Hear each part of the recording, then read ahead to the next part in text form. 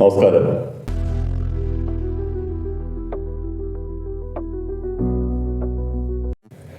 ആദ്യമായി മസനഗുഡി മൈസൂർ റൂട്ടിലൂടെ ഒരു യാത്ര.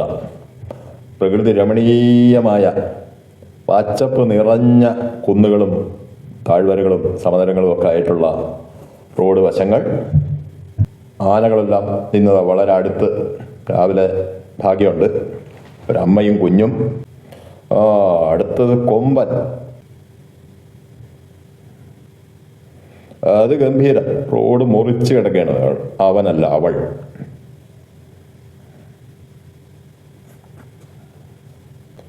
ഈനാം പേച്ചി. കൂട്ടിനുള്ള മരപ്പെട്ടിയെ മാത്രം കണ്ടില്ല. അതാ കാട്ടുപോത്തൊന്നും ബൈസനൊന്നും ഒക്കെ വിളിച്ച് നമ്മൾ അപമാനിക്കാറുള്ള ഇന്ത്യൻ ഗൗർ. അപമാനിക്കുക എന്ന് പറയാൻ കാരണം ബൈസനേക്കാളും പോത്തിനേക്കാളും ഒക്കെ വളരെ വലിയൊരു ജീവിയാണ് ഇവൻ. സുവോളജിക്കലി പറഞ്ഞാൽ ബോവിഡ് ഫാമിലിയിലെ ഏറ്റവും വലിയ ജീവി. 3.3 മീറ്റർ നീളവും 2.2 മീറ്റർ പൊക്കവും. അതായത് വലിപ്പത്തിൽ 3-ാം സ്ഥാനത്തിലുള്ള ആഫ്രിക്കൻ ഫോറസ്റ്റ് എലഫൻറ്റിൻ്റെ ഒപ്പം പൊക്കമുണ്ട്. പിന്നെ 1.5 ടൺ വരെ ഭാരവും. അതേസമയം ഒരു ബൈസൻ്റെ ഭാരം എന്ന് പറയുന്നത് 1.25 ടണ്ണിനടുത്താണ്. പോത്തിനാണെങ്കിൽ 1 ടണ്ണിനടുത്തും. അപ്പോൾ അവരെക്കാളൊക്കെ വളരെ വലിയൊരു ജീവിയാണ്. ഇവനെ ബൈസണെന്നും പോത്തൊന്നും വിളിച്ച് അപമാനിക്കരുത്. ഇന്ത്യൻ ഗൗർ. ഇന്ത്യയിലെ ഗോവയുടെയും ബീഹാറിൻ്റെയും സംസ്ഥാന മൃഗമായിട്ട് ഇവനെ പ്രഖ്യാപിച്ചിട്ടുണ്ട്.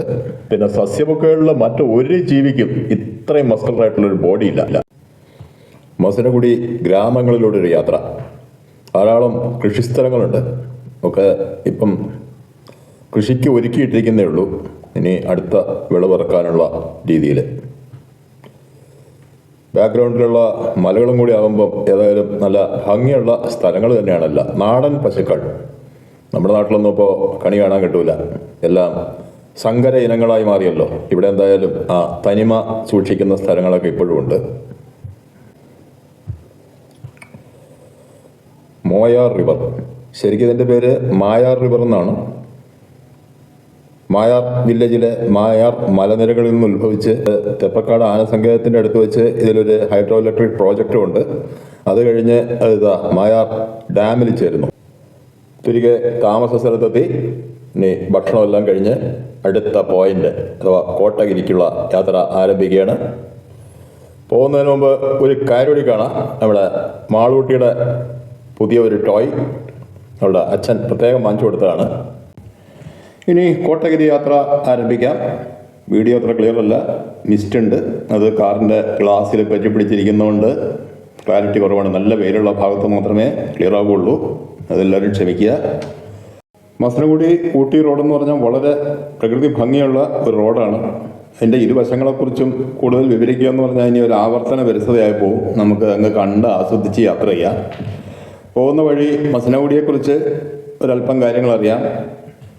സമുദ്രം നിൽക്കുന്ന 950 മീറ്റർ ഉയരത്തിൽ സ്ഥിതി ചെയ്യുന്ന മൈസൂർ ഊട്ടി റോഡിലെ ഒരു ചെറിയ ടൗണാണ് മസനഗുഡി. പ്രധാന വരുമാനം കൃഷിയും ടൂറിസവുമാണ്. തേയില, കാപ്പി, കുരുമുളക്, വെളുത്തുള്ളി, ഉള്ളി ഇതൊക്കെയാണ് പ്രധാന കൃഷികൾ. പിന്നെ ധാരാളം ലോഡ്ജുകൾ, റിസോർട്ടുകൾ, ഹോം സ്റ്റേ, അങ്ങനെ ഒരുപാട് സംവിധാനങ്ങളുണ്ട്. മസനഗുഡിയിൽ നിന്ന് ഊട്ടി റോഡിൽ സ്ഥിതി ചെയ്യുന്ന ഒരു ചെറിയ സ്ഥലമാണ് തെപ്പക്കാട്. അവിടെയാണ് എലഫന്റ് ക്യാമ്പും ടൈഗർ റിസർവിൻ്റെ എൻട്രൻസ്. ഈ ടൈഗർ റിസർവിൻ്റെ ആരംഭം 1857 ടൈഗർ റിസർവായിട്ടല്ല. അന്നിവിടെ ഭരിച്ചിരുന്ന British East India company Coimbatore Nilambur രാജവംശത്തിൽ നിന്ന് ഈ സ്ഥലം പാട്ടത്തിനെടുക്കുന്നു. കുറേ തടിയൊക്കെ വെട്ടി കൊണ്ടുപോകുന്നു. പിന്നെ മീററ്റിൽ നടന്ന 1-ാം സ്വാതന്ത്ര്യ സമരത്തിൻ്റെ ഭാഗമായി ഭരണം ബ്രിട്ടീഷ് ഗവൺമെൻറ് നേരിട്ട് ഏറ്റെടുത്തു. ആ സമയത്ത് വീണ്ടും തടിവെട്ടലൊക്കെ തുടർന്നു. 1914 ചില ശാസ്ത്രജ്ഞന്മാരുടെ ശുപാർശ പ്രകാരം തടിവെട്ടലൊക്കെ നിർത്തി റിസർവ് ഫോറസ്റ്റായിട്ട് പ്രഖ്യാപിച്ചു. റിസർവ് ഫോറസ്റ്റ് ആക്കിയതിന് ശേഷം ധാരാളം തേക്ക് അത്തരം വൃക്ഷങ്ങളൊക്കെ പ്ലാന്റ് ചെയ്ത് വീണ്ടും ഇവിടെ ആ ഒരു പച്ചപ്പ് തിരിച്ചു വന്നു. 1986 കേന്ദ്ര ഗവൺമെൻറ്റാണ് ഇതിനെ നാഷണൽ പാർക്കായിട്ട് ഡിക്ലെയർ ചെയ്തത്. Mudumalai national park. ഈ മുതുമല എന്നുള്ള പേര് കൊടുത്തത് ബ്രിട്ടീഷുകാരാണ്. അതായത് പഴയ അല്ലെങ്കിൽ പ്രായമായ മല എന്നുള്ള അർത്ഥത്തിലാണ് ഈ മുതുമല എന്നുള്ള പേര് കൊടുത്തത്. 2007 ഏപ്രിലിൽ നാഷണൽ പാർക്കിനെ ടൈഗർ റിസർവായിട്ട് ഡിക്ലെയർ ചെയ്തു.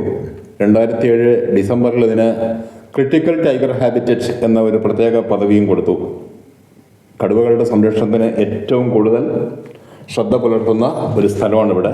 ഇതിൻ്റെ അതിർത്തികളെന്ന് പറയുന്നത് കർണാടകയിലെ ബന്ദിപ്പൂർ ടൈഗർ റിസർവും കേരളത്തിലെ വയനാട് വൈൽഡ് ലൈഫ് സാഞ്ചുറിയാണ്. ഈ കടുവ സംരക്ഷണം എന്ന് പറഞ്ഞാൽ കൊണ്ട് ഉദ്ദേശിക്കുന്ന ഒരു കാടിൻ്റെ മൊത്തം സംരക്ഷണമാണ്. കാരണം ഒരു കടുവ ശരിയായ രീതിയിൽ ജീവിക്കണമെന്നുണ്ടെങ്കിൽ അതിന് തിന്നാനുള്ള മറ്റ് മൃഗങ്ങൾ വേണം. അത് പ്രധാനമായിട്ടും സസ്യബുക്കുകളായിരിക്കും. പിന്നെ ആ സസ്യബുക്കുകൾക്ക് ജീവിക്കണമെങ്കിൽ മരങ്ങളും കാടും ഒക്കെ വേണം. അപ്പോൾ കാടിൻ്റെ പൂർണ്ണമായ സംരക്ഷണം, അതാണ് കടുവ സംരക്ഷണം എന്നുള്ളതുകൊണ്ട് ഉദ്ദേശിക്കുന്നത്. ഒരു കാലത്ത് ഇന്ത്യയിലെ വനങ്ങളിൽ ഒരുപാട് കടുവകളും അതുപോലെ സിംഹങ്ങളും ഉണ്ടായിരുന്നു. പക്ഷെ കടുവകളെ നേരിടാൻ വയ്യാതെ സിംഹങ്ങളൊക്കെ ഇങ്ങനെ ഒതുങ്ങി ലാസ്റ്റ് ഗീർ വനത്തിൽ മാത്രമായി ഇന്ന് ചുരുങ്ങി. കാട്ടിലെ ശരിയായ രാജാവെന്ന് പറഞ്ഞാൽ സിംഹമല്ല, കടുവയാണ്. സിംഹത്തിന് ഓപ്പൺ ഫോറസ്റ്റിൽ മാത്രമേ സർവ് ചെയ്യാൻ പറ്റുള്ളൂ. ഇതെല്ലാം മനസ്സിലാക്കിയാണ് 1972 അതുവരെ ദേശീയ മൃഗമായിരുന്ന സിംഹത്തിനെ മാറ്റി കേന്ദ്ര ഗവൺമെൻറ് കടുവയെ ദേശീയ മൃഗമായിട്ട് പ്രഖ്യാപിച്ചത്. അങ്ങനെ പറഞ്ഞ് നമ്മൾ തെപ്പക്കാടെത്തി. ഇനി ഇവിടെ നിന്ന് അങ്ങോട്ട് വൺ വേ ആണ്. ഇവിടെ നിന്ന് ഊട്ടിക്ക് മാത്രമേ പോകാൻ പറ്റൂ. ഇങ്ങോട്ട് വരുന്നത് ലോക്കൽ വണ്ടികൾ മാത്രം. 1910 ബ്രിട്ടീഷുകാർ തന്നെയാണ് ഈ ആന സങ്കേതവും ആരംഭിക്കുന്നത്. ഇവിടെ തടി പിടിക്കാനുള്ള ആനകളെയൊക്കെ പരിശീലിപ്പിക്കുകയായിരുന്നു പ്രധാന ഉദ്ദേശം. ഇതിനെ ഇന്നത്തെ രീതിയിലാക്കിയെടുത്തത് 1953 തമിഴ്നാട് ഫോറസ്റ്റ് ഡിപ്പാർട്ട്മെൻറ്റിൽ ജോയിൻ ചെയ്ത ഒരു വെറ്റിനറി സർജൻ വൈദ്യനാഥൻ കൃഷ്ണമൂർത്തി എന്ന വ്യക്തിയായിരുന്നു. അദ്ദേഹം ജോയിൻ ചെയ്ത് 3 വർഷത്തിനകം നടത്തിയ ആനകളുടെ പോസ്റ്റ്മോർട്ടത്തിൽ 18-ൽ 12 വെടിയേറ്റ് ചെരിഞ്ഞ ആനകളായിരുന്നു. സന്തോഷമായത് വേറെ ഒന്നുമല്ല കേട്ടോ. തണുപ്പത്ത് നല്ല ഒരു ചൂട് ജിഞ്ചർ ടീ കിട്ടി, അതിൻ്റെ സന്തോഷം. അങ്ങനെ ഡോക്ടറുടെ ശുപാർശ പ്രകാരമാണ് ഇത് ആന സംരക്ഷണ കേന്ദ്രമായിട്ട് പ്രഖ്യാപിക്കുന്നത്. ഇപ്പോൾ അവിടെ പ്രധാനമായിട്ടും പരിക്കേറ്റതും ഒറ്റപ്പെട്ടതുമായ ആനകളുടെ സംരക്ഷണവും പിന്നെ അത് കൂടാതെ പരിശീലനമുണ്ട്. നല്ല രീതിയിലുള്ള ട്രെയിനിങ് ചെയ്തുള്ള കുങ്കി ആനകൾ, നമ്മുടെയൊക്കെ നാട്ടിലറിയാം, പലപ്പോഴും കാട്ടാനകളൊക്കെ വന്ന് പ്രശ്നം ഉണ്ടാക്കുമ്പോൾ കൺട്രോൾ ചെയ്യാൻ കൊണ്ടുവരുന്ന കുങ്കി ആനകൾ പ്രധാനമായിട്ടും ഇവിടെ നിന്നാണ് വരുന്നത്.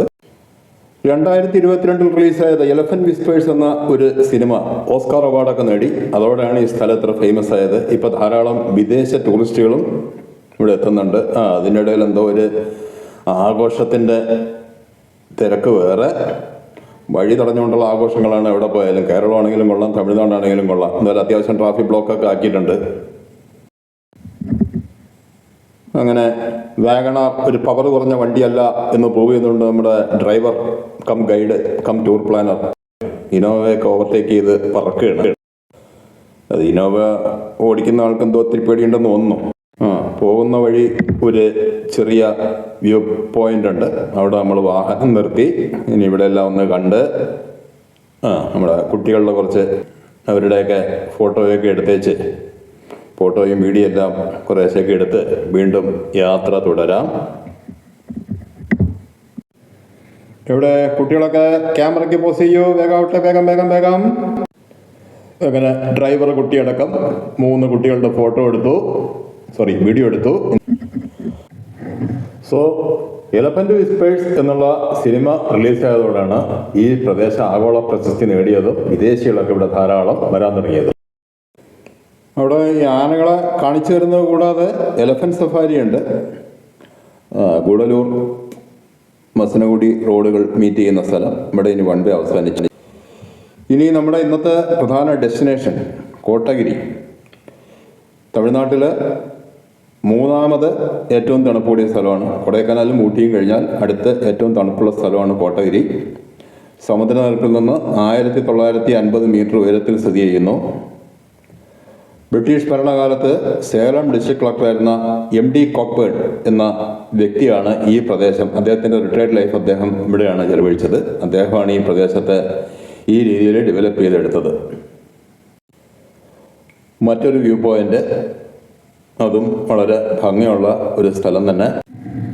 നേരത്തെ പറഞ്ഞ പോലെ ഇനി എന്തെങ്കിലും വാക്കുകൾ ഉപയോഗിച്ചതിനെ വിവരിക്കുന്നത് ആവർത്തന വിരസതയാണ്. പ്രകൃതി രമണീയമെന്നോ അതിമനോഹരമെന്നോ എല്ലാം നമ്മൾ പലതവണ പറഞ്ഞു കഴിഞ്ഞു. ഇനി കൂടുതൽ വാക്കുകളില്ല, കണ്ട് ആസ്വദിക്കാം. അങ്ങനെ റിട്ടയർഡ് ലൈഫ് കോട്ടഗിരിയിൽ താമസമാക്കിയ MD കോക്ബേൺ ആണ് കോട്ടഗിരിയെ ഇന്നത്തെ കോട്ടഗിരിയാക്കി എടുത്തത്. കോട്ടഗിരിയുടെ ശില്പി എന്നും അദ്ദേഹം അറിയപ്പെടുന്നു. അദ്ദേഹത്തിൻ്റെ അന്ത്യവിശ്രമം കൊള്ളുന്ന സ്ഥലവും അവിടെയാണ്. പക്ഷേ അത് എവിടെയാണെന്ന് ചോദിച്ചിട്ട് ആരും പറയാനില്ല. വിക്കിപീഡിയയിൽ നോക്കുമ്പോൾ മാത്രമേ കാണുന്നുള്ളൂ എന്നുള്ളതാണ് സത്യം.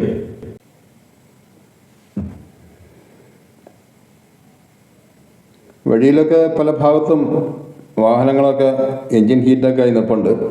നമ്മുടെ വണ്ടി പിന്നെ ഈ ഇടയ്ക്ക് അത്തരം പണികളൊക്കെ തീർന്നതാണ്. അതുകൊണ്ട് വഴിയിലൊന്നും യാതൊരു തടസ്സവുമില്ല. പല ഭാഗത്തും നമ്മുടെ ബോർഡ് കാണാം, സെക്കൻഡ് ഗിയർ ഉപയോഗിച്ച് ഓടിക്കാൻ.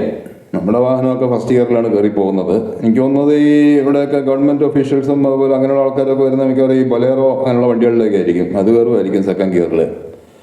നിർബന്ധമാണെങ്കിൽ തമിഴ്നാട് ഗവൺമെൻറ്റിന് അത്തരം ഒരു വാഹനം അനുവദിച്ച് തരാവുന്നതാണ്. നമ്മൾ വേണ്ടെന്നൊന്നും പറയില്ല, അത്ര അഹംഭാവമൊന്നും നമുക്കില്ല. വീണ്ടും എൻ്റെ മകൻ പ്രഖ്യാപിക്കുകയാണ് വാഗണർ അത്ര പവർ കുറഞ്ഞ വണ്ടിയല്ല എന്ന്.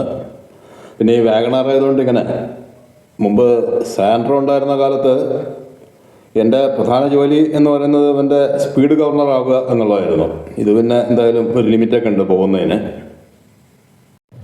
ഇൻട്രൊഡക്ഷൻ വീഡിയോയിൽ ഞാൻ പറഞ്ഞല്ലോ, സാൻഡ്രോ എപ്പോഴും സർവീസിന് നടത്തുന്നത് കോയമ്പത്തൂരായിരുന്നു.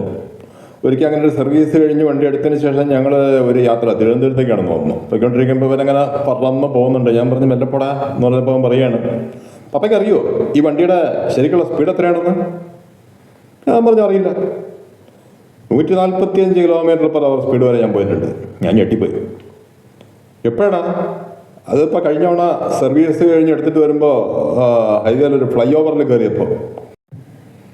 ഏതായാലും MVD മുൻകാല പ്രാബല്യത്തോടെ പിടിക്കില്ല എന്ന് വിശ്വസിക്കുന്ന ആ ഒരു ധൈര്യത്തിലാണ് ഇപ്പോൾ ഇത്രയും പറഞ്ഞത്.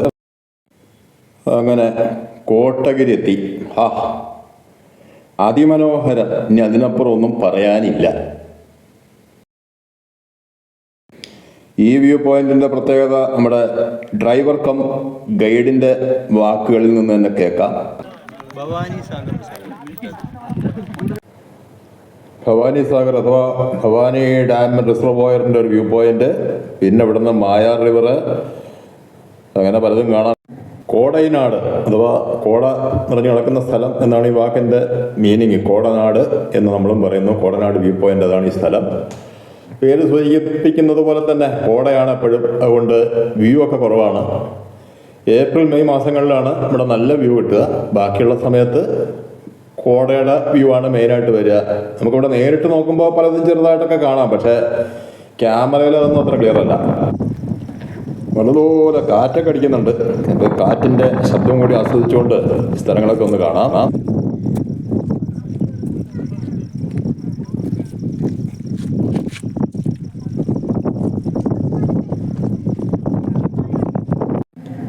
വ്യൂ പോയിന്റിൻ്റെ മറ്റൊരു ഭാഗം മഞ്ഞും മലയും മരങ്ങളും എല്ലാം കൂടി ചേർന്ന് വല്ലാത്തൊരു കാഴ്ച തന്നെ. ഇനി കോട്ടഗിരിയുടെ തന്നെ മറ്റൊരു ഭാഗത്തേക്കാണ് നമ്മൾ പോകുന്നത്. Catherine waterfalls. വളരെ മനോഹരമായ ഒരു വെള്ളച്ചാട്ടമാണ്. നമ്മൾ നേരത്തെ പറഞ്ഞ MD കോക്ബേണിൻ്റെ വൈഫിൻ്റെ പേരാണ് കാതറിൻ എന്നും. അവർ വളരെ ചെറുപ്പത്തിൽ മരിച്ചുപോയി. അവരുടെ ഓർമ്മയ്ക്കായി അദ്ദേഹം ഈ ഫോൾസിന് ആ പേരിട്ടു എന്നാണ് പറയപ്പെടുന്നത്. ഇനി അതല്ല, വിശുദ്ധ സെയിൻറ്റ് കാതറിൻ്റെ പേരാണിതിന് എന്നും പറയുന്നവരുണ്ട്. ഏതായാലും വളരെ മനോഹരമായ വെള്ളച്ചാട്ടമാണ്, അതുകൊണ്ട് നമ്മൾ കാണാൻ പോകുന്നു. പക്ഷേ നോ എൻട്രി, വെള്ളച്ചാട്ടത്തിലേക്ക് പ്രവേശനമില്ല. അങ്ങനെ നോ എൻട്രി ആയതുകൊണ്ട് ഇവിടെ ഒഫീഷ്യൽസ് ആരുമില്ല. അതിൻ്റെ ഗുണം കാണാനുണ്ട്, കണ്ടില്ലേ? എല്ലായിടത്തും പ്ലാസ്റ്റിക് മയം, പ്ലാസ്റ്റിക് ബാൻഡ് ഏരിയയാണ്. പ്ലാസ്റ്റിക് പിടിക്കപ്പെട്ടാൽ നല്ല രീതിയിൽ ഫൈനും കിട്ടും. പക്ഷേ അധികൃതരുടെ ശ്രദ്ധയില്ലെങ്കിൽ ഇതാണ് അവസ്ഥ.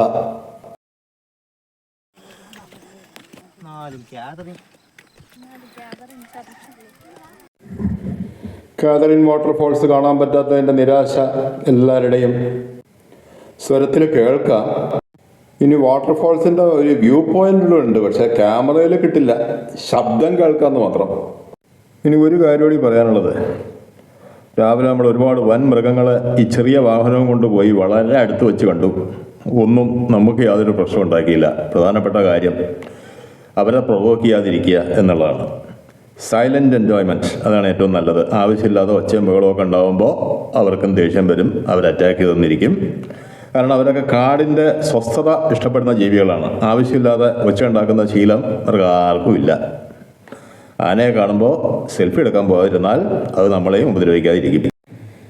അങ്ങനെ കാതറീനെ കാണാത്ത നിരാശ ബാക്കിയാക്കി നമ്മൾ ഊട്ടിയിലേക്ക് മടങ്ങുന്നു. ഇന്ന് അവിടെയാണ് ഹോൾട്ട്. നേരമൊക്കെ അത്യാവശ്യം ഇരുട്ടി തുടങ്ങിയിട്ടുണ്ട്.